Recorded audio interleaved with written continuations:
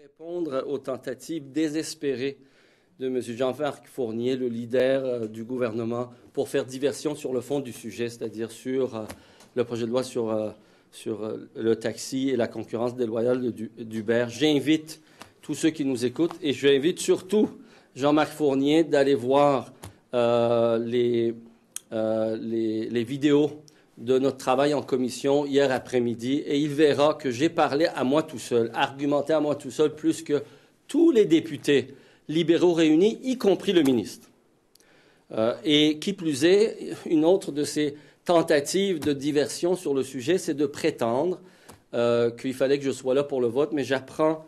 au chevronné leader du gouvernement qu'en tant que député indépendant, je ne suis pas inscrit à cette commission, je n'ai même pas le droit de vote à la commission des transports. Alors, je ne sais pas qu'est-ce qu'il cherche à démontrer, mais ce qui est clair, c'est que le gouvernement a eu la chance encore, en période de questions, j'ai proposé que le gouvernement accepte deux amendements qui permettraient simplement au gouvernement de ne pas trahir sa promesse, de ne pas trahir ses promesses faites depuis des mois et des mois à 22 000 artisans, chauffeurs de taxi de tout le Québec, auxquels on a fait miroiter la chose importante suivante, c'est que Uber ne peut pas continuer à opérer au défi de la loi. Alors, moi, ce que je propose au gouvernement, je vais le proposer lors des procédures de bâillon que le gouvernement a choisi d'imposer, malheureusement, de faire en sorte que toute personne qui offre un service de taxi à l'aide d'une automobile, dans le cadre d'un projet pilote, doit être titulaire d'un permis de conduire de la classe autorisant la conduite d'un taxi. Autrement dit, il faut que tout le monde, là, je n'ai pas ici, vous savez, je suis chauffeur de taxi de père en fils. Moi, mon permis de classe de conduite, c'est de classe 4C. Comme conducteur de chauffeur de taxi, tous les chauffeurs de taxi légaux ont le même permis de conduire et on demanderait que Uber contraigne ses chauffeurs à être légaux. Et aussi, pour que ceux qui transigent avec le ministère des Transports, qui, je l'ai dit, est rongé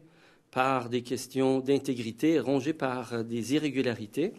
de s'assurer qu'un ministère donc, qui est très vulnérable aux manœuvres d'entreprises malhonnêtes ne soit pas victime des manœuvres d'une entreprise aussi malhonnête qu'Uber. Alors, toute personne, avant de pouvoir bénéficier d'un projet pilote au sens de la présente loi, doit régulariser, s'il y a lieu, sa situation auprès de Revenu Québec, autrement dit, de payer ses impôts. Je vous rappelle qu'encore hier, Uber a été condamné en France pour tout proche de 1 million d'euros en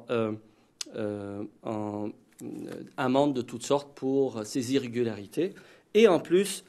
ici même au Québec, Uber a été poursuivi par Revenu Québec, a été reconnu coupable de ne pas avoir payé ses impôts et refuse toujours de le faire. Il faudrait qu'avant de déposer une demande pour un projet pilote, Uber respecte au minimum la loi sur le revenu du Québec. Merci.